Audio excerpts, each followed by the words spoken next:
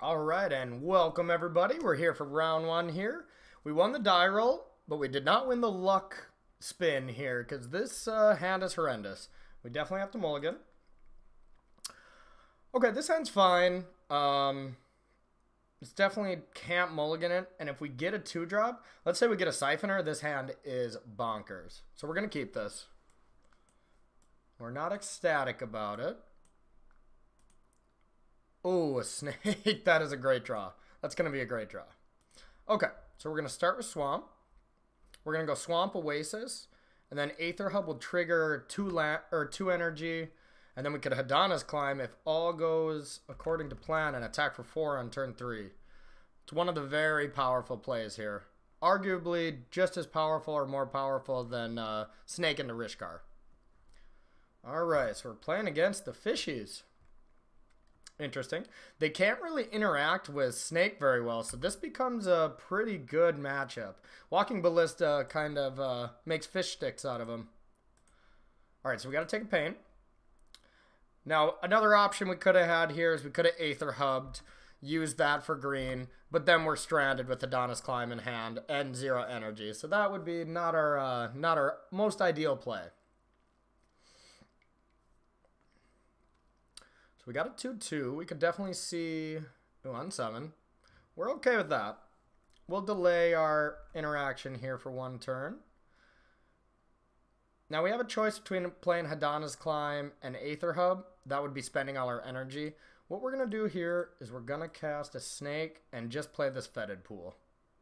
We're okay if he unsummons again. We'll protect it next turn with Blossoming Defense. Alright.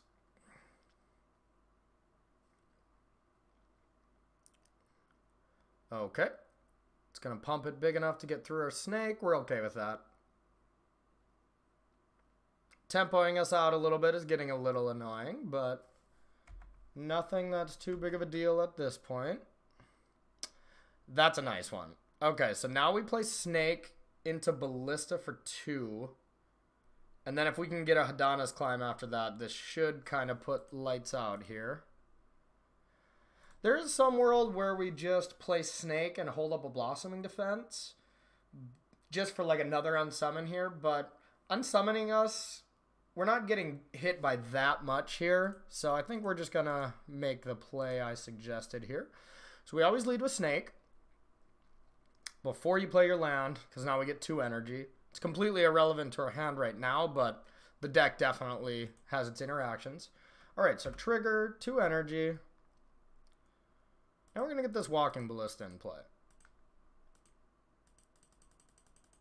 So now, if need be, if he plays another Harbinger here, we do have the option to just double shoot it if we're starting to get afraid, which might happen. Another one of those Merfolk Lords might be a little bit of a problem.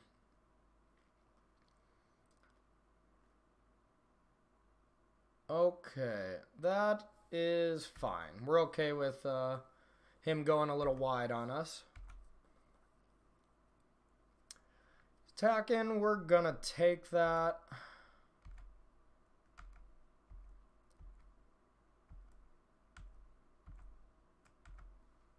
Okay. So now we're gonna have an interesting decision here. Siphoner is a decent draw. We really have options here. So the one thing about Hadana's Climb... Ooh, okay, I think I got a good play here. We can Hadana's Climb, put a counter on Ballista, flip it, and then play Glint-Sleeve Siphoner. But that loses our ability to put counters on anymore. But I think we're okay with that. We can just add counters with Ballista. Another world I'd see is Hadana's Climbing and putting counters on the Snake and saying go. I think that is a very good play too. So, and then we get to activate a Hadana's Climb 1 more time. And he still has to deal with the Constrictor, and we have Blossoming Defense backup. I think we're actually going to do that. It's a close play, but this allows us to get a little bit more value out of Hadana's Climb. And we're in no rush to try to kill him here, so we're just going to put this on the Snake. Yeah, we're in no rush to be attacking our opponent right now. We could get in damage, but we're at a much lower life total. And then we could be afraid of an unsummon or something like that. We do got to close the game out eventually here, though, because this eventually could go wide enough on us. But the one thing with Hadana's Climb is you don't have to be attacking constantly. With Hadana's Climb, you can just get them in one strike and just play defense until you get them. Okay, so another one of those is okay. We still got the bigger creature. Now another one would be a bit annoying.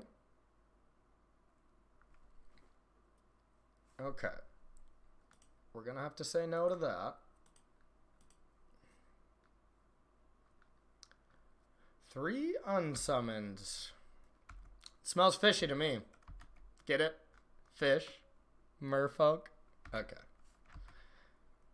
I'm becoming more like my dad every day. Ooh, okay. That is a great draw. That is a phenomenal draw here. Now, I think we are just going to play a Ballista for 2. So now we have a choice. We can either Vraska's Contempt one of those Mistbinds because they are getting a little big, or we can Ballista for 2, making it a 3/3, and then pumping our 2/2 Ballista up to a 4/4 and having just a bunch of blockers.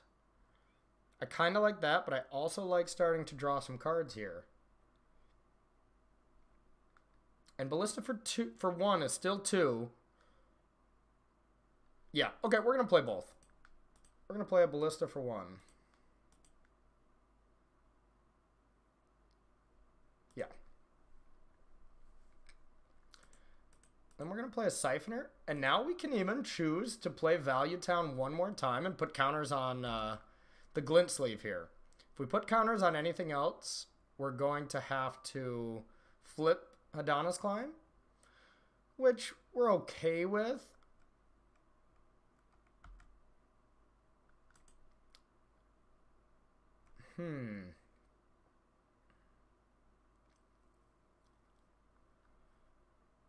So we can think about putting the counters on the snake. That makes it a 6 power. And then next turn we could Hadana's Climb it. So that would be 12 damage. And then these ballistas would be 4 more. So we got 16 damage we could deal him next turn. But that's not quite enough.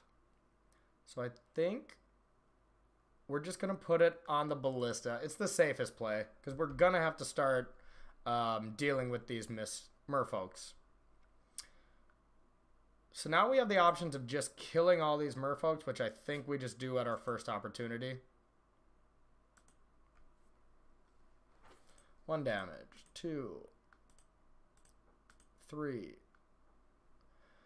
This does mean we have to lose one of our ballistas, so maybe we don't kill the other one just yet.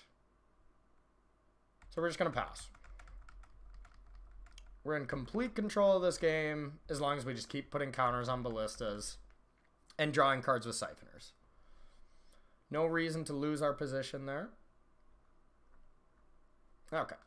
He saw the writing on the wall. Okay, to fish. Fatal Pushes seem good, taking out the Lord for 1 mana. Blossoming Defense doesn't seem great. We don't really care about Unsummon, so we're just going to take those out. Cartouche of Ambition seems great. Being able to put that on a Hydra usually is lights out. Alright, on the draw. We don't really want any more big stuff. I could see us taking out Rishkar on the draw, but it's so good to just go with Ballista into Rishkar. You know, even just that is enough. Brontodon seems pretty weak, but it does have a big toughness, so that is nice. We're going to take out 1 Vraska's Contempt, and we'll take out 1 Brontodon. I think that seems fine.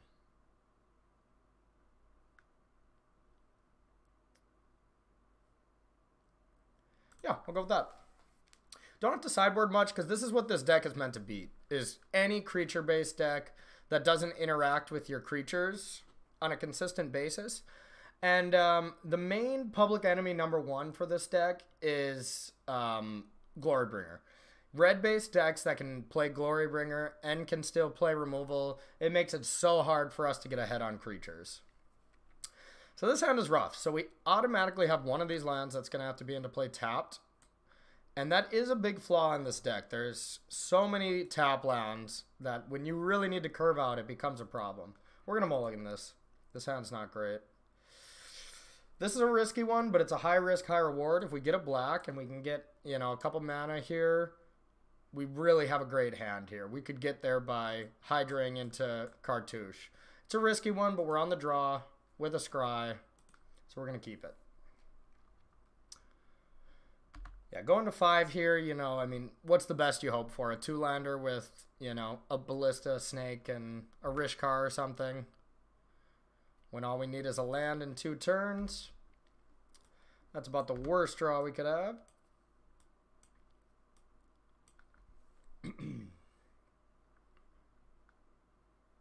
Okay, we need to get a little lucky here.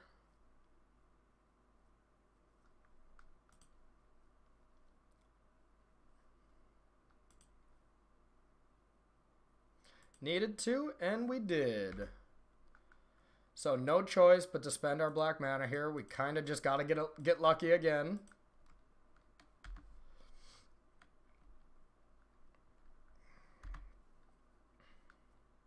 But now we have draws like Servant is pretty decent still. Blooming Marsh is what we want. That is the #1 card we want to be drawing.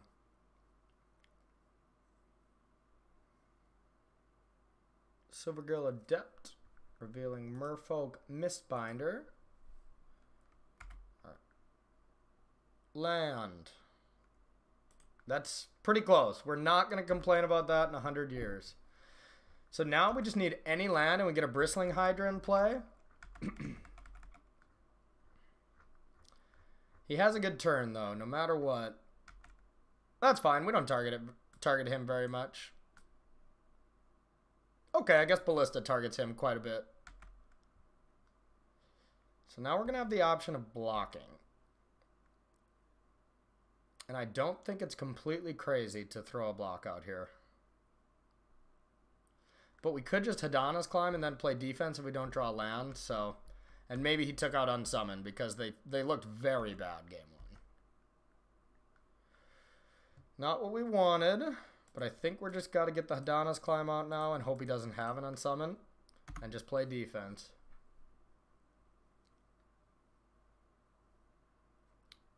Defense.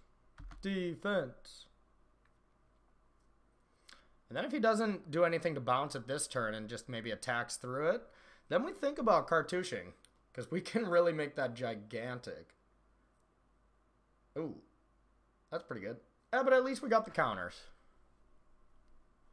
Okay. We really need to be dealing with these. Because his creatures are going to get very large. Ugh. That's not great. I think we just have to play Servant and pass here. Yeah, even our cartouche triggers that. So we don't even want to do that right now. We get 3 energy here. Then we're just going to start cranking out Hydras, more than likely.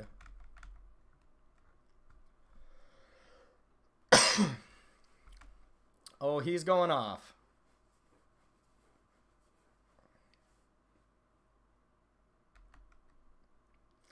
God, let's hope he doesn't have another 2-drop Merfolk, or that thing can definitely attack through.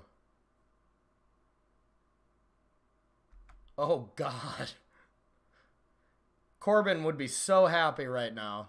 This could be Corbin. On the bright side, he can only attack with 1 creature here through a snake. And then we can really start going off with a Hydra and make his combat very confusing. This is going to be an intensely confusing combat game. Alright, we're going to have to take 5.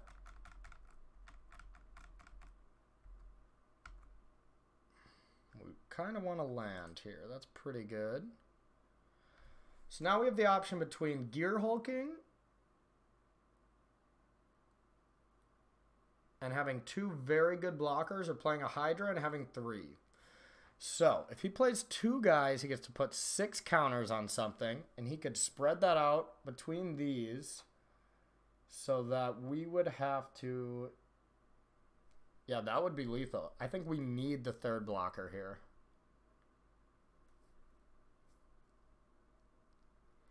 Yep, we need the Hydra. The Hydra can get just as big anyways.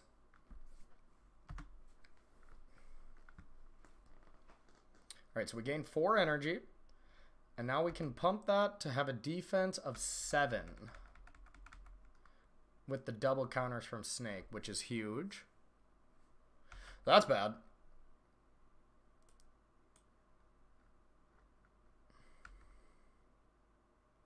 That is bad. That might be game. Because he's got 6 attackers. If he has 1 more creature, I'm pretty sure that's just game.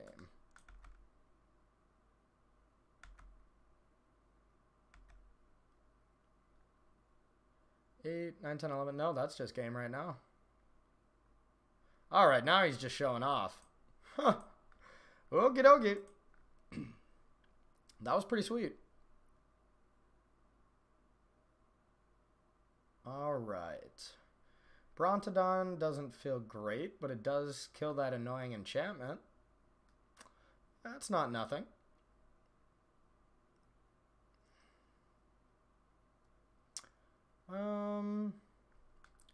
Could do Scavengers to just try to gain some life. It doesn't seem very good.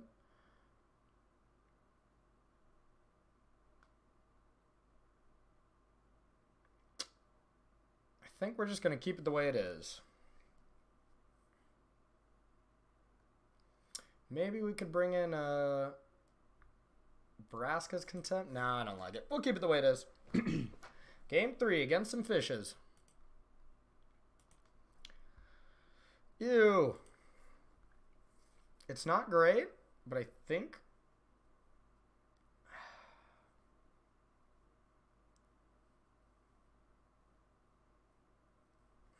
This one's close. I think we mulligan this. We only have 1 black source and just a snake. Like, it's not good enough. This hand is fine. We're going to try to just be the first one to attack, because Merfolk doesn't block very well, but they sure do attack in the masses very well. We would like a land in the next 2 turns to have a turn 3 Bristling Hydra.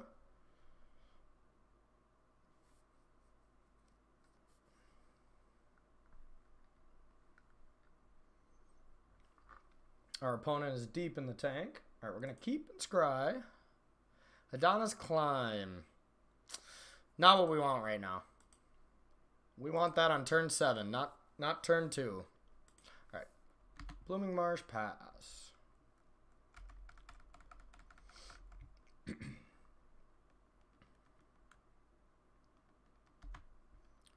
Okay. Another Servant isn't terrible. Really do want that untapped land, though. Botanical Sanctum off the top.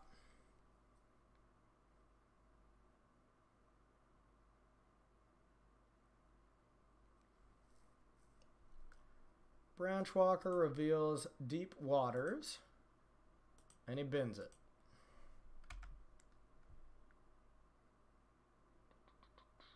Blooming Marsh will do. Get that Hydra in play. That was huge. Alright. Up to 4 energy. Now 1 more untap land and drop a Gearhulk. Might just seal this one up. So we can make that Hydra huge and hexproof. Alright, now it looks like our opponent's digging for a second color. Digging no longer, because it is found. He can make a nice attack here, even if he doesn't have Unsummoned, because I just can't risk it.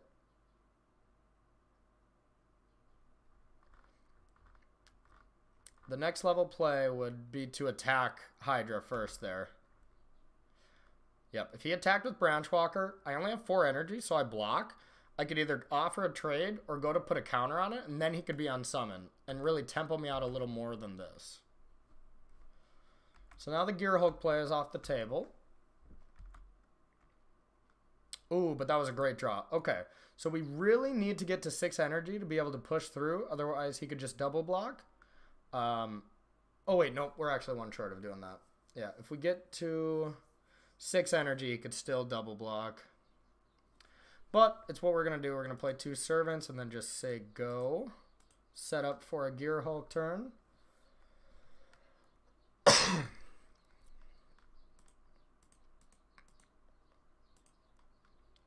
1 energy short of being able to attack through. But we don't want to lose our Hydra to 2 Branchwalkers right now.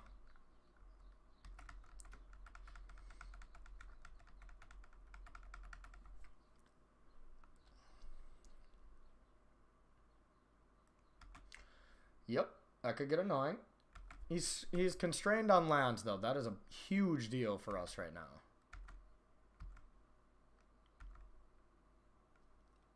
Okay, so now we are really just going to get in there. We saw Naturalizes, so I don't think we want to put a single counter on Gearhulk himself. Now, the one thing... I think we're going to do the majority on a Gearhulk. And then we're going to do 2... I think 2 and 2 is best. Because then we're going to attack with everything. But that servant has to be double blocked now by Branchwalkers. And we're cool if he just double blocks that. So we're going to go like this.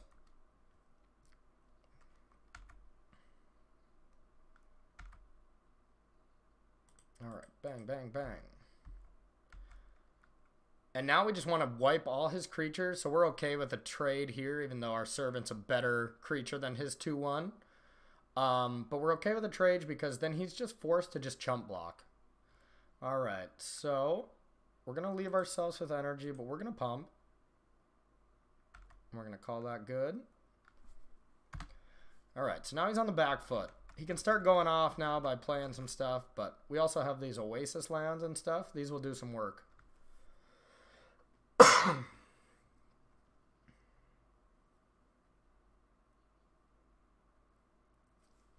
Adept and a Deep-Root Warrior. That's pretty good. Really don't want him to hit a land.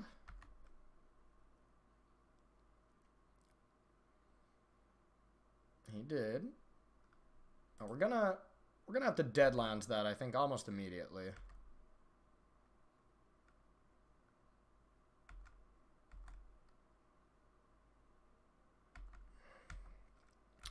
We're gonna have to do some math now. Whatever we do, we don't want our creatures to die. That could have been a very good draw, giving us our 6th energy. So now we have options. We can Oasis a Gearhulk and play a Brontodon second main phase if we don't attack with Servant. I don't like that. Or we can Deadlands pre-combat the Deep-Root Elite, which I don't like that either. Alright, if we just Oasis Gearhulk and attack with the team, let's do that now. So that's 7 trample. So he could chump. Or he could put 5, 6, 7. He could put 7. He could put 8. And he could kill Hydra if he wanted to, but he would die. So I think the Oasis play is best here because it puts him on his back foot. Then he's going to go like chump and probably just take 7. Maybe that's not best. I would put him to 2 and we could just do the same play next turn. But he's kind of just going to be going off with that Elite. But we also don't want Gearhulk to just die to 2 Merfolk. So yeah, I think our best play is to just Oasis here. We're going to sack an Oasis.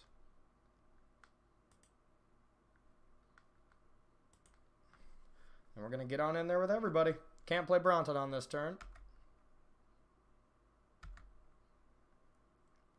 Yeah, and Bristling Hydra now presents lethal, so he has to chump the Hydra. And he still has to 2-for-1 at least to kill the Servant. Yeah, I think this is a good attack. It really makes it hard for his blocks here. And then we can get him so low that a top deck Ballista is just for the win.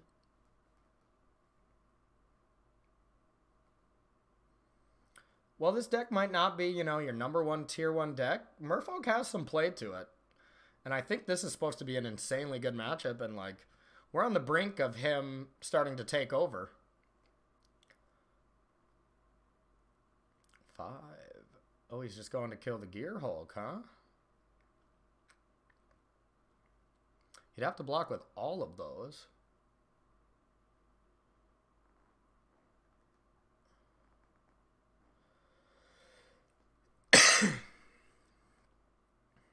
Yeah, I don't think that's a good block on his part.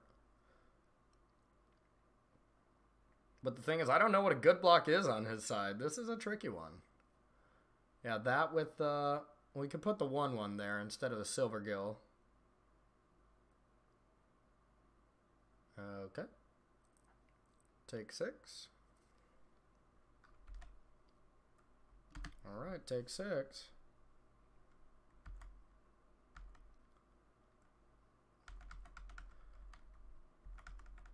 Now, more than likely, our next turn play is just going to be Oasising that Gearhulk again.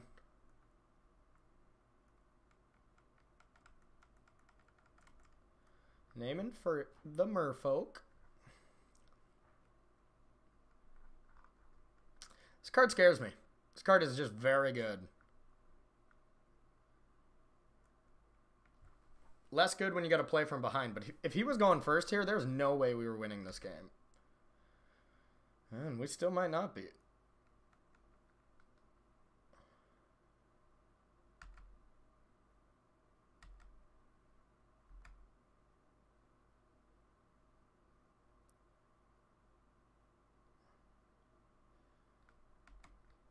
If he's got 2 more creatures, I think we're genuinely behind.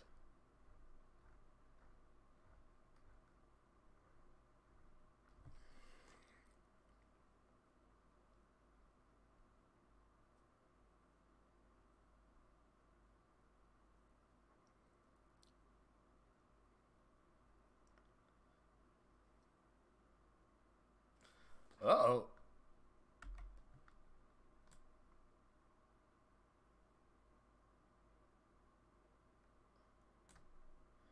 That's not good.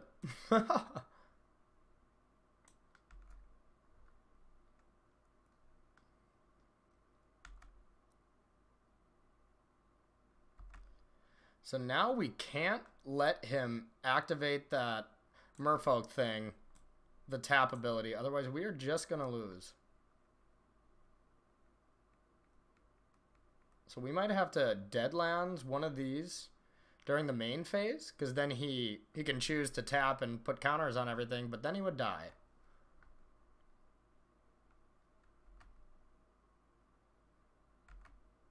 Yeah, I think we're in trouble.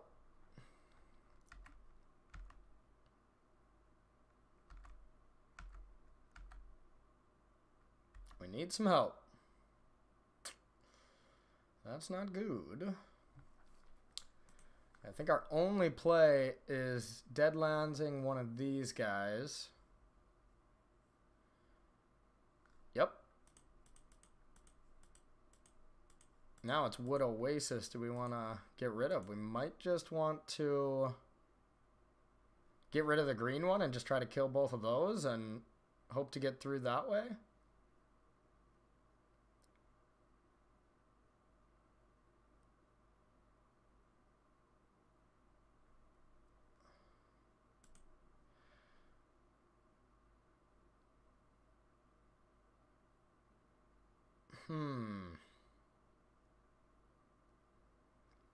It's an important play. Oasising the Gearhulk next turn could be very good.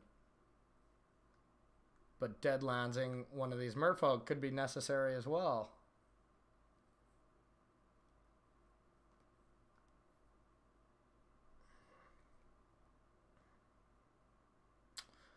think we are going to get rid of...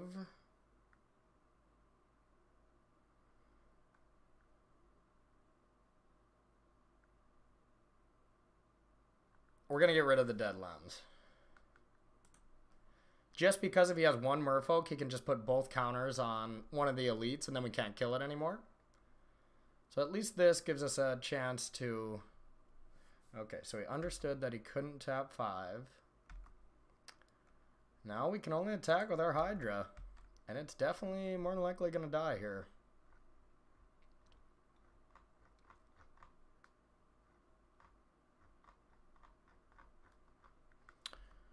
Okay, chooses not to.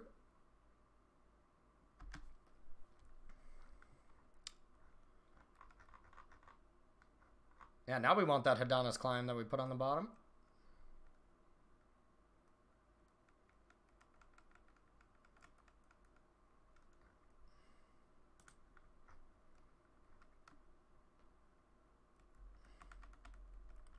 It's been a very good game, though, that's for sure. I kind of thought we were going to run him over there.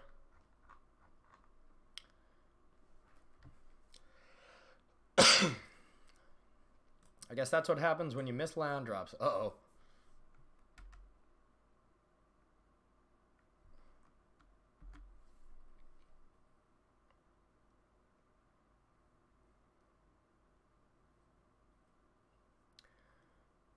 And he can definitely just change the corner on this game very quickly here. From us being aggressive to us thoroughly just having to play defense.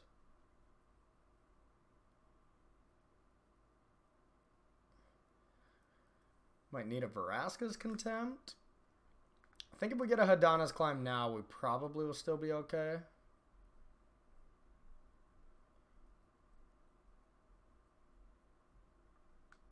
Oh, God.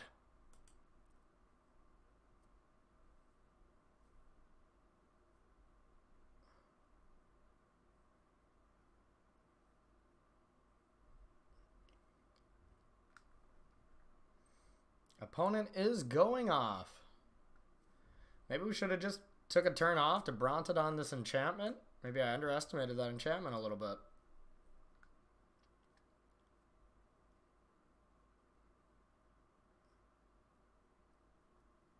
All right.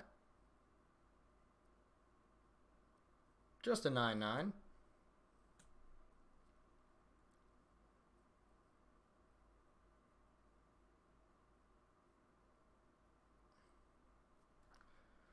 Okay.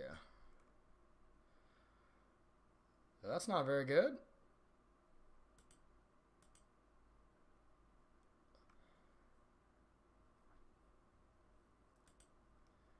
Well, we can snake and then turn this into a 9/8, an 11/10, which he can block with just this and one other creature plus punt. We definitely cannot attack. We just have to hope to top deck a Ballista and play some defense at this point. Yeah, we are out of the red zone. And we know he has a Mistbinder as well.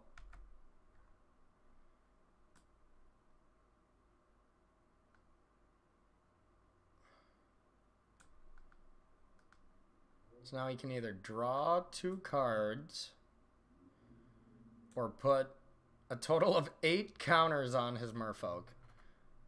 That seems good. That's a good problem to have. He's just choosing to draw cards. Smart. Should mean we'll at least get one more turn to maybe draw a... God, we only can draw Ballista, I think.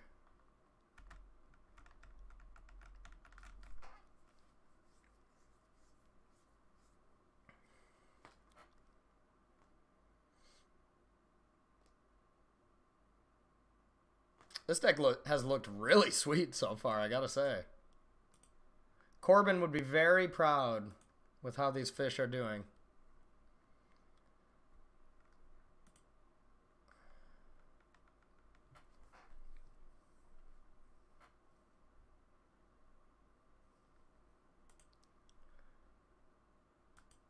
Yeah, I'll be interested how you all think maybe we could have played this game differently, because I feel like there was an avenue where we could have ran away with this game.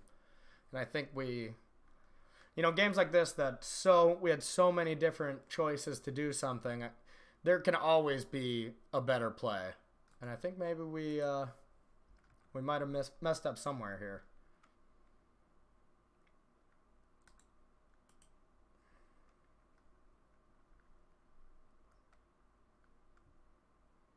He's just going all in on that guy.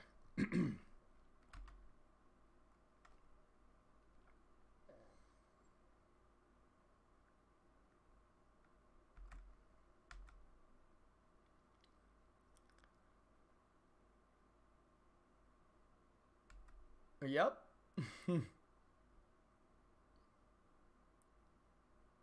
Each one of those mist binders is making that 3 times bigger.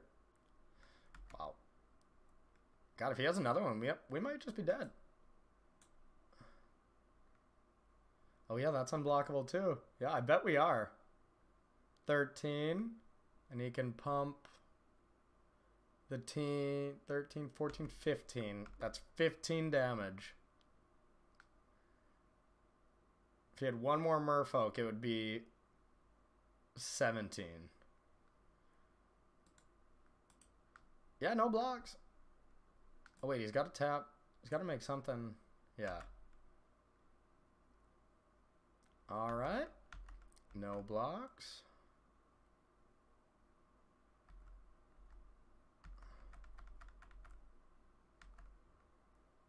It's got to be there. Not there. Yep. That is game. We can maybe Oasis here. No, he has an 11/11 hexproof. Yep. Okay. All right. Stick around. We'll try this again.